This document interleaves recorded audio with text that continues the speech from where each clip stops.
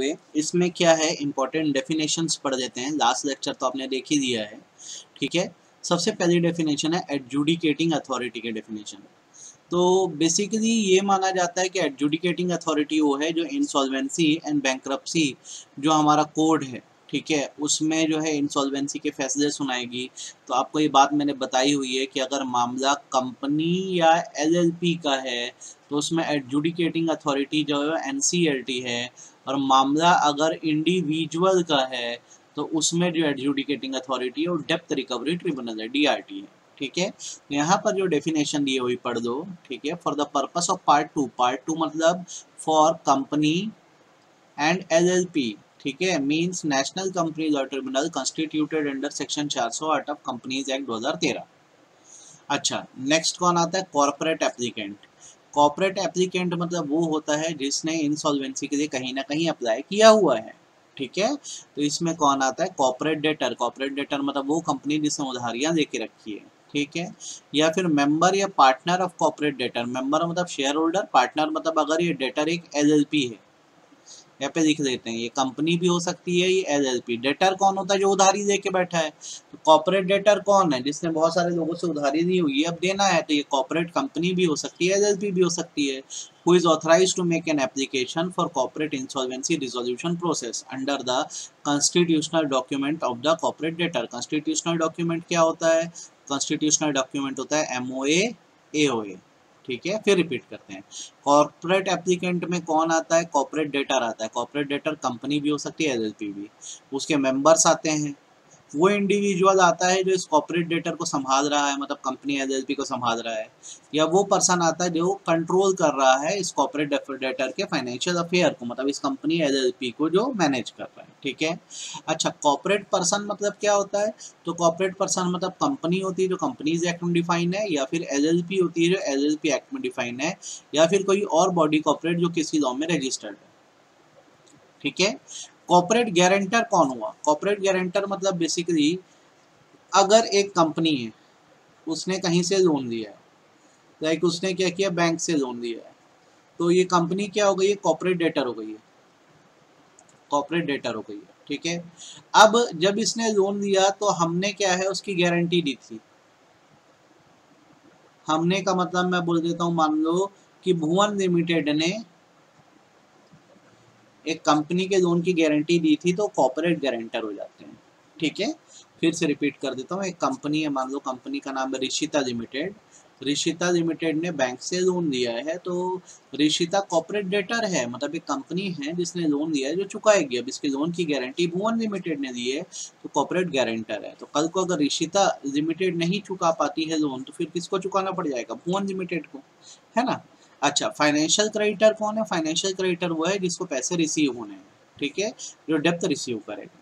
अच्छा, financial depth किसको बोलते हैं, तो हर वो डेप्थ जिसमें ब्याज इंक्लूड होता है उसे फाइनेंशियल डेप्थ बोला जाता है। जैसे इंटरेस्ट के बदले में आपने जो मनी बोरो किया है, ठीक है, या फिर आपने अपने शेयर गिरवी रखा। डीमटेरियलाइज इक्विवेलेंट का मतलब बेसिकली होता है शेयर गिरवी रखकर या शेयर प्लेज करके आपने अगर लोन लिया है,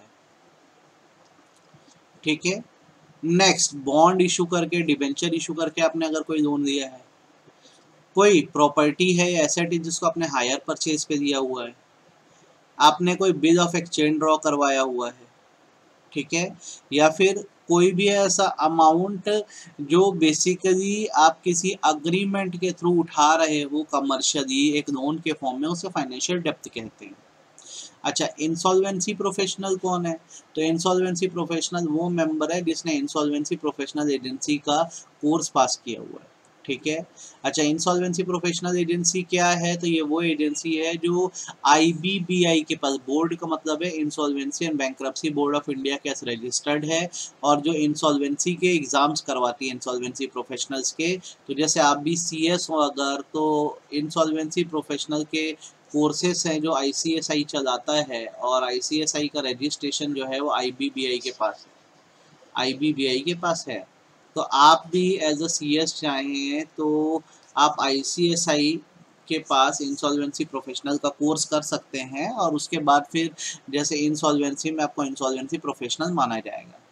अच्छा, insolvency resolution professional process cost क्या होती है, खर्चा किसको बोलते हैं?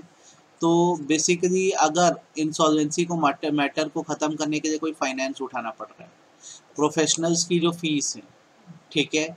अच्छा, बिजनेस चलाने के लिए अगर गोइंग कंसर्न रखने के लिए कंटिन्यू करने के लिए कुछ फीस लग रही है, सरकार के कुछ करते हैं, ऐसे ही कोई कॉस्ट है, इसको इंसॉल्वेंसी रिजोल्यूशन प्रोसेस कॉस्ट बोला जाता है, ध्यान रखना, भूलना मत। अब ये हो गया। अब बारी आती है लिक्विडेशन की। लिक्विडेशन का मतलब होता है बेसिकली वो लिक्विडेशन जो सेक्शन 33 और 59 के हिसाब से हो रहा है। लिक्विडेशन कॉस्ट मतलब वो खर्चे होते हैं जो लिक्विडेशन के दौरान लिक्विडेटर करता है। लिक्विडेटर कौन है? तो बेसिकली इंसॉल्वेंसी प्रोफेशनल को ही इंसॉल्वेंसी एंड बैंक्रप्सी कोड में लिक्विडेटर माना जाता है। ठीक है, आई होप आपको समझ आ गया होगा और इसमें दिक्कत नहीं गई होगी। ठीक है। अच्छा, फिर आता है रिजोल्यूशन प्रोफेशनल। रिजोल्यूशन प्रोफेशनल मतलब फिर अगेन इंसॉल्वेंसी प्रोफेशनल है, जिसको इसलिए अपॉइंट किया गया है ताकि वो एक ऑपरेट इंसॉल्वेंसी रिजोल्यूशन प्रोसेस को आराम से निपटा सके। ठीक है, आई होप आपको ये सारी डेफिनेशन समझ आ गई है और डेफिनेशन में आपको बिल्कुल दिक्कत नहीं है। अब इंसॉल्वेंसी एंड बैंक्रप्सी को लेकर इंपॉर्टेंट रूल एंड रेगुलेशन क्या है, आपको लिस्ट पूछ सकता है, तो इसको अपने को पढ़ना है। सबसे पहले आता है insolvency and bankruptcy board of India, insolvency professional agency regulation 2016। दूसरा आता है insolvency and bankruptcy board of India, model bye laws and governing board of insolvency professional agency regulation 2016। फिर आता है insolvency and bankruptcy board of India, insolvency professional regulation 2016। Then आता है insolvency and bankruptcy board of India, insolvency resolution process for corporate person regulation 2016। फिर आता है insolvency and bankruptcy application to adjudicating authority rule 2016। फिर आता है insolvency and bankruptcy board of India liquidation process regulation 2016, ये रटना पड़ेगा अपने को। Next insolvency and bankruptcy board of India voluntary liquidation process regulation 2016। Then insolvency and bankruptcy board of India information utility regulation 2017। ये सारे रूल्स हैं, ये rules की लिस्ट आपको करनी पड़ेगी। अब चलिए प्रोविजन पे आते हैं।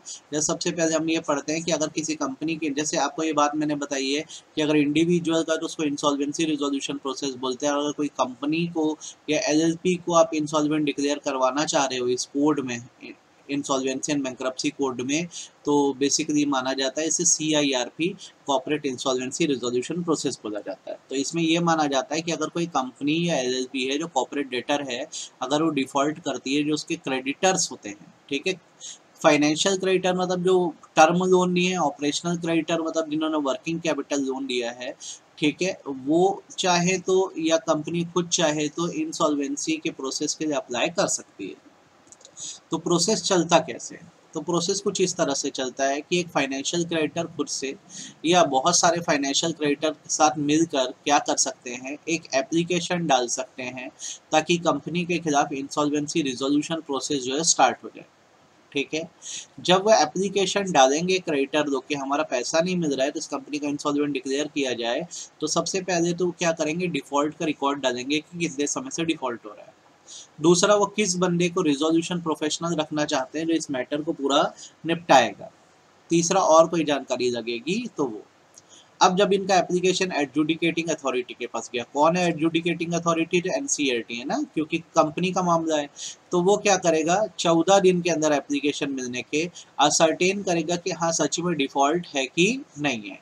और अगर अथॉरिटी को ये लगता है कि डिफॉल्ट नहीं हो रहा है, तो फिर वो क्या करेगा, अपने हिसाब से जो उसको ठीक लगेगा वो ऑर्डर पास कर देगा। ठीक है, लेकिन अगर उसको लग गया कि सच में डिफॉल्ट हुआ है, ठीक है, सच में डिफॉल्ट हुआ है, तो फिर वो क्या करे, अब सवाल ये उठता है, तो फिर वो क्या करेगा, आपका कॉर्पोरेट इंसॉल्वेंसी रिजोल्यूशन प्रोसेस चालू करवा देगा। देखो ये मत करना, काट देना है, ठीक है, स्टार्ट करवा देगा। ठीक है, वो क्या करेगा, अथॉरिटी जो है मतलब NCLT अपने ऑर्डर को कम्युनिकेट कर देगा क्रेडिटर को और कॉर्पोरेट डेटर को कि भाई मैं एप्लीकेशन को एक्सेप्ट कर चुका हूँ, अब तुम्हारी कंपनी का इंसॉल्वेंसी शुरू होगा। देखो रिपीट करते हैं, क्रेडिटर खुद से, ये सारे क्रेडिटर मिलकर पहले NCLT के सप्लाई करने जा रहे हैं कि कंपनी ने डिफॉल्ट किया है, तो उसके साथ वो क्या क्या बता रहे हैं, डिफॉल्ट का पूरा रिकॉर्ड, वो किसको रिजोल्यूशन प्रोफेशनल बनाएंगे, और ऐसे ही कोई जानकारी लगेगी तो वो एडजुडिकेटिंग अथॉरिटी 14 दिन फैसला दे देगा वो आपके एप्लीकेशन को एक्सेप्ट कर सकता है कि नहीं। अब जब आपका इंसॉल्वेंसी रिजोल्यूशन प्रोसेस स्टार्ट होने को होगा, तो अथॉरिटी बता देगी क्रेडिटर्स को भी और डेटर्स को भी कि इस दिन से अब आपका मैटर जो है इंसॉल्वेंसी का हम स्टार्ट करना चाह रहे हैं। ठीक है, आई होप आपको ये बात इतनी समझ आ गई है, कहीं कोई दिक्कत नहीं है। अच्छा, आगे बढ़ते हैं। जैसे आपको ये 7 पॉइंट तक हो गया तो मेन यहाँ पे खत्म हो गया है। ये एक्स्ट्रा जो दिया है ऑपरेशनल क्रेडिटर्स के जरिए, ऑपरेशनल मतलब जो करंट लाइबिलिटीज के क्रेडिटर होते हैं, ठीक है, अगर उनका डिफॉल्ट होता है तो डायरेक्ट वो क्या है, डेटर को डिमांड नोटिस दे सकते हैं कि हमारा पैसा जो है वो फटाफट मिल जाना चाहिए। जैसे डिमांड नोटिस मिलेगा, जो कॉर्पोरेट डेटर है 10 दिन के अंदर क्या करेगा, बेसिकली ये बता देगा कि वो पैसा दे सकता है कि नहीं। तो उसमें वो क्या क्या बता देगा, क्या झगड़े तो नहीं है, वो ये बता देगा कि कितना अनपेड डेप्ट बची हुई है। ठीक है, आई होप आपको ये समझ आ गया है। अच्छा, ये आपका पूरा क्या हो गया, रिजोल्यूशन का प्रोसेस हो गया। अब बात करते हैं टाइम लिमिट की।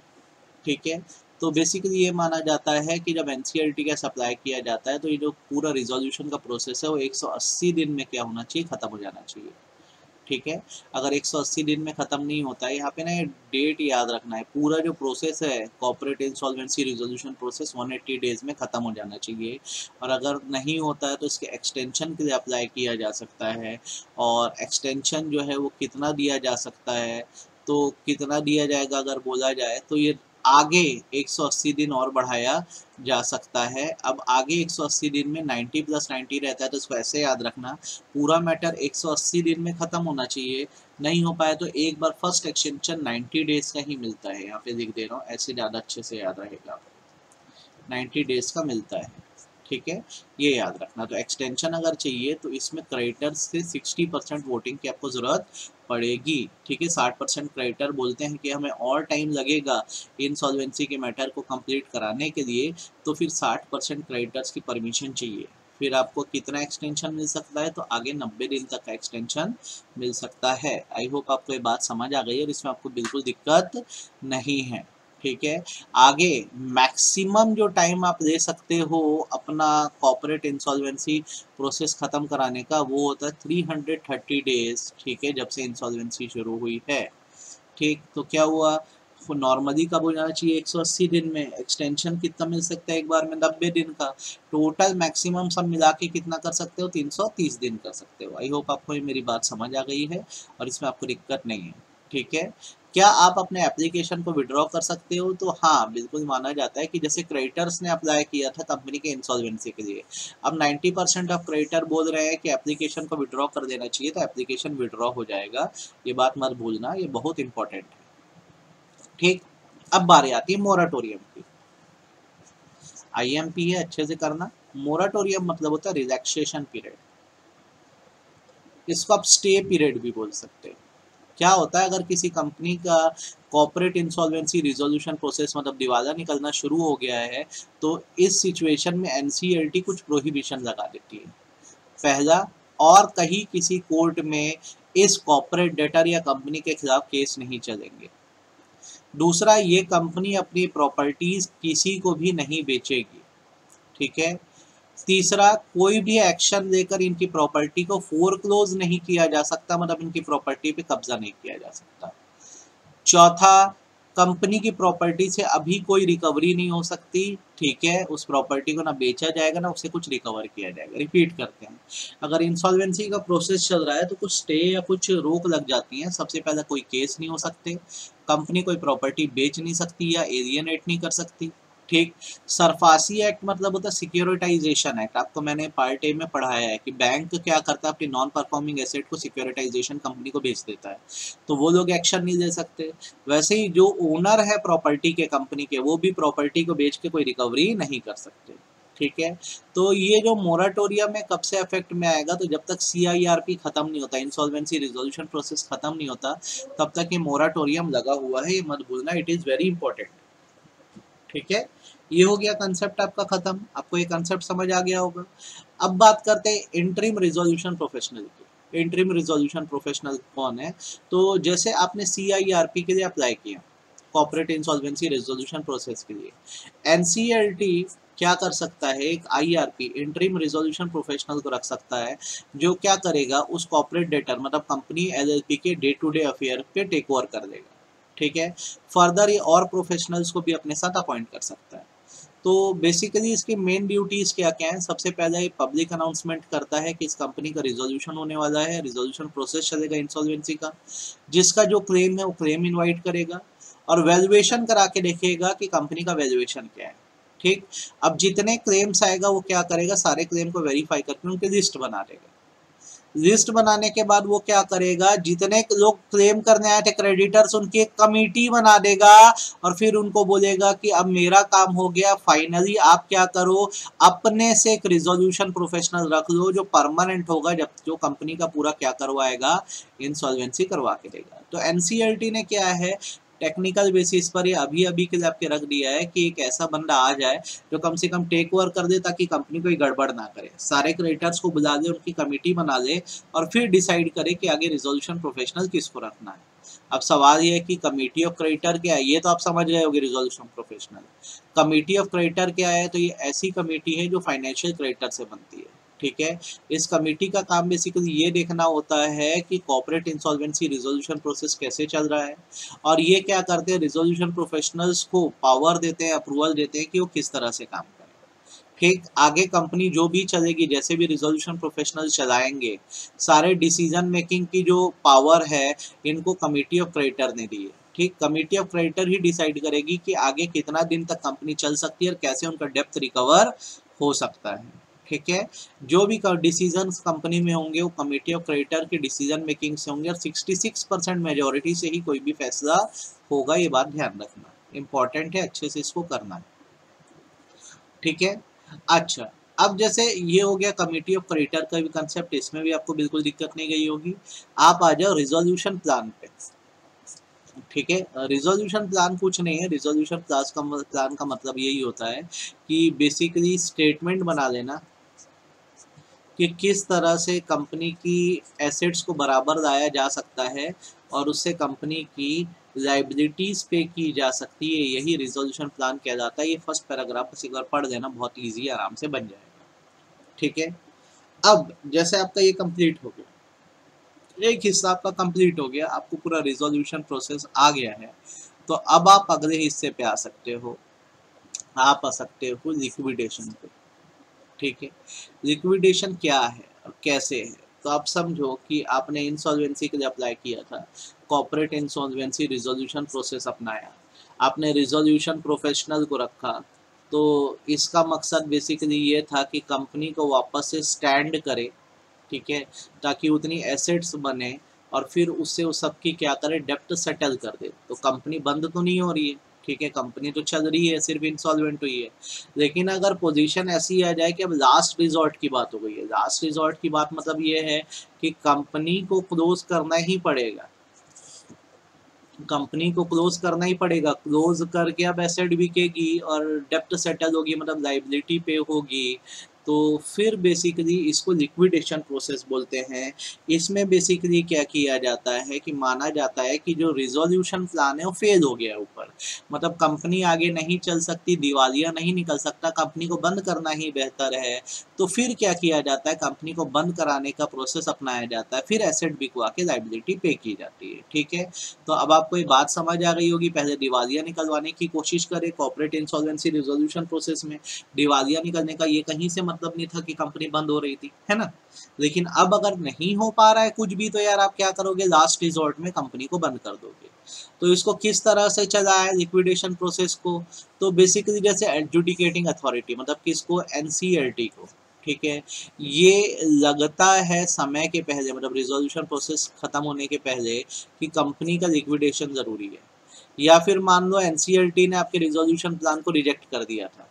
ठीक, तो फिर वो क्या कर सकता है, लिक्विडेशन को ऑर्डर दे सकता है, इसकी पब्लिक अनाउंसमेंट कर सकता है कि इस कंपनी का लिक्विडेशन होगा। ठीक है, अच्छा, और ये भी कर सकता है कि जहाँ जहाँ ये कंपनी रजिस्टर्ड है, जिस जिस अथॉरिटी के पास, उस चीज़ का उनको नोटिस दे सकता है। ठीक है, फर्स्ट चीज़।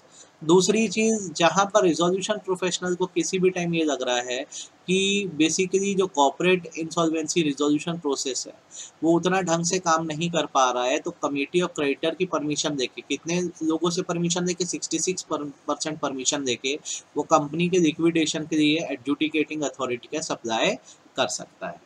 ठीक है, ये 2 पॉइंट आप पहले समझ लो। अब थर्ड पॉइंट आप नहीं करना, ठीक, अब जब एनसीएलटी का एप्लीकेशन आया तो एनसीएलटी उसमें क्या करेगा, देखेगा क्या सच में लिक्विडेशन कराने की ज़रूरत है कि नहीं है। ठीक, अगर लिक्विडेशन का ऑर्डर एनसीएलटी ने पास कर दिया तो कंपनी के ऊपर वही मोराटोरियम वाली बात लग जाएगी, ना कंपनी किसी पर केस कर सकेगी, ना कंपनी पर केस हो सकेगा। ये बात आप मत भूलना, बहुत इंपॉर्टेंट है। ठीक, एक बार अगर लिक्विडेशन का ऑर्डर आ गया तो बेसिकली ये माना जाएगा कि कंपनी के ऑफिसर, एम्प्लॉय और वर्कर सबकी नौकरी छूट चुकी है। ठीक, अब जैसे ऊपर कौन था, रिजोल्यूशन प्रोफेशनल था जो कॉर्पोरेट इंसॉल्वेंसी रिजोल्यूशन प्रोसेस अपना रहा था। नीचे बारी आती है लिक्विडेटर के। लिक्विडेटर वो इंसॉल्वेंसी प्रोफेशनल है जो कंपनी को लिक्विडेट करता है, मतलब एसेट बिकवाता है और लायबिलिटी पे करवाता है। ठीक है, लिक्विडेशन एस्टेट का मतलब क्या होता है, कंपनी की जितनी एसेट होती है जिसको बेचकर डेप्थ पे की जाएगी उसको लिक्विडेशन एस्टेट कहा जाता है। ठीक, तो ये हो गया लिक्विडेशन का कंसेप्ट। अब नीचे बारी आती है वॉलंटरी लिक्विडेशन की। वॉलंटरी लिक्विडेशन का मतलब ये होता है कि एक कंपनी जो है वो बेसिकली फुल्ली सॉल्वेंट है। ठीक है, फुल्ली सॉल्वेंट है मतलब अपनी सारी डेप्थ पे कर सकती है। फुल्ली सॉल्वेंट है मतलब अपनी सारी डेप्थ पे कर सकती है, लेकिन वो अपनी कंपनी को बंद करवाना चाहती है तो वो बंद करवा सकती है कि नहीं करवा सकती। तो बेसिकली ये माना जाता है, हाँ, इंसॉल्वेंसी एंड बैंक्रप्सी कोड का सेक्शन 59 ये कहता है कि एक कंपनी जो है वॉलंटरी लिक्विडेशन भी करा सकती है। बस कुछ बातें करनी होगी, डायरेक्टर्स को एक डिक्लेरेशन देना होगा कि किसी के साथ भी फ्रॉड नहीं किया जा रहा है। ठीक है, दूसरा इंसॉल्वेंसी प्रोफेशनल को रखना होगा, सारे रजिस्टर मेंटेन करने होंगे। जब सब कुछ हो जाए तो रिपोर्ट जो है लिक्विडेटर जो है वो आरओसी के पास और insolvency and bankruptcy board of India के पास जमा करेगा। सबके क्लेम को आप सेटल करोगे और 12 महीने के अंदर पूरे प्रोसेस को आप वॉलंटरी लिक्विडेशन के खत्म कर देना। ठीक, अब नीचे आते हैं जैसे ब्रीफ प्रोसीजर पे। प्रोसीजर क्या है, तो जैसे आपको वॉलंटरी लिक्विडेशन करना है तो सबसे पहला स्टेप आपके लिए क्या होना चाहिए, आपको आरओसी को डिक्लेरेशन देना होगा कि कंपनी अपनी सारी डेप्थ पे कर सकती है, वो किसी से डिफॉल्ट नहीं करना चाह रही है। ठीक है, दूसरा आपको कंपनी में स्पेशल रिजोल्यूशन पास कराना होगा डिक्लेरेशन देने के 4 हफ्ते के अंदर।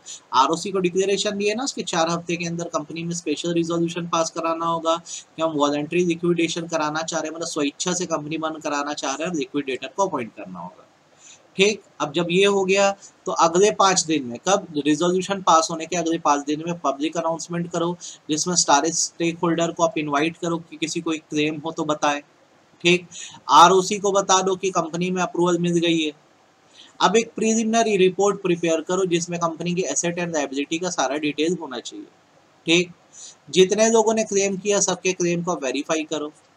कंपनी के नाम का एक बैंक अकाउंट खोलो, सारी एसेट को बिकवाओ, सारी लायबिलिटी को 6 महीने के अंदर पे करो और फाइनल रिपोर्ट जो है आप आरओसी के पास, IBBI insolvency and bankruptcy board of India के पास और एनसीएलटी के पास जमा कर दो ताकि आपकी कंपनी को डिसॉल्व करके खत्म किया जा सके। तो जैसे आपने एनसीएलटी के पास रिपोर्ट जमा करी तो अगले 14 दिन में एनसीएलटी आपकी कंपनी का डिसोल्यूशन का ऑर्डर दे देगा, आपकी कंपनी बंद हो गई। ये अलग टॉपिक है, ये सेपरेट है, तो इसको सेपरेटली पढ़ना और भूलना मत, बहुत ही इंपॉर्टेंट। ठीक है, नीचे आते हैं, लास्ट कंसेप्ट और चैप्टर हमारा मेनली एंड हो रहा है।